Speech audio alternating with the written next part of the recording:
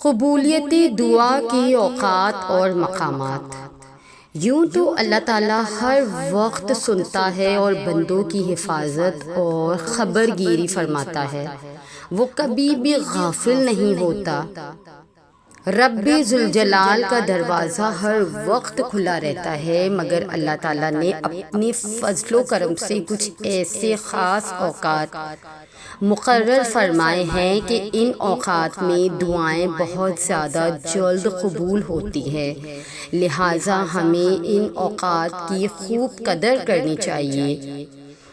رات کے آخری حصے میں، جمعے کی رات اور جمعہ کا دن، شب قدر میں، اذان کے اوقات میں، فرض نمازوں کے بعد، سجدے کی حالت میں، قرآن مجید کی تلاوت اور ختم قرآن کے موقع پر، عرفات کے دن، روزہ افطار کرتے وقت، زمزم کا پانی پیتے وقت، اذان و اقامت کے درمیانی حصے میں، تہجد کے وقت، مرغ کے بانگ یعنی اذان کے وقت، بارش کے وقت، سفر میں جن مقامات پر دعا قبول ہوتی ہے وہ یہ ہے۔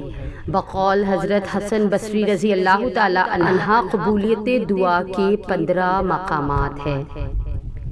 معشور الحرم یعنی مزدلفہ میں، دونوں جمروں کے پاس یعنی جمرہ صغیرہ و جمرہ وسطیٰ کے پاس کنکریاں مارنے کے بعد، مسجد فتح میں بدھ کے دن ظہر اور عصر کے درمیان، بیت اللہ میں، مسجد نبوی صلی اللہ علیہ وآلہ وسلم میں، بیت المقدس میں، رکن و مقام ابراہیمی کے درمیان، صفا مروہ کی پہاڑیوں پر جہاں سعی کی جاتی ہے یعنی صفا اور مروہ کے درمیان، مقام ابراہیم کے پیچھے عرفات میں ملتزم پر،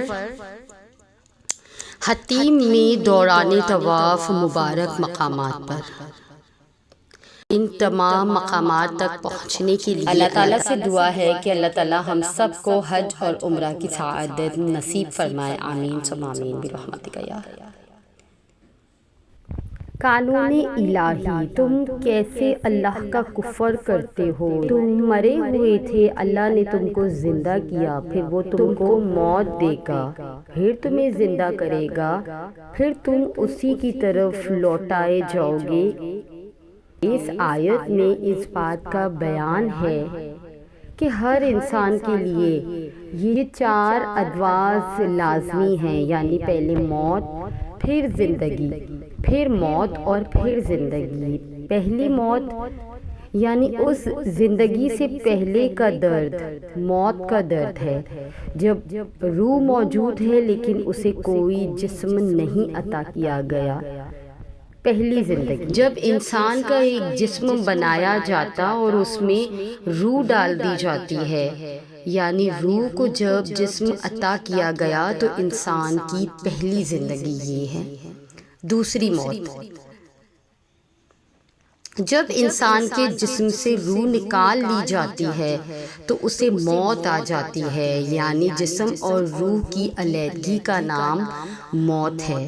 دوسری زندگی قیامت کے روز، جب انسان کے گل سڑ جانے والے جسم دوبارہ بنائے جائیں گے اور ان میں روح ڈال دی جائے گی تو انسان کی دوسری زندگی کا آغاز ہوگا، جس کے بعد کوئی موت نہیں۔ گویا اگر کوئی یہ عقیدہ رکھے کہ اس زمینی قبر میں روح واپس لوٹا کر اس مٹی کے جسم میں ڈال دی جاتی ہے تو وہ تیسری زندگی کا قائل ہے، جو اللہ کے قانون کا انکار ہے۔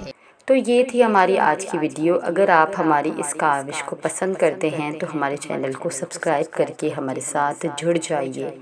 جزاک اللہ۔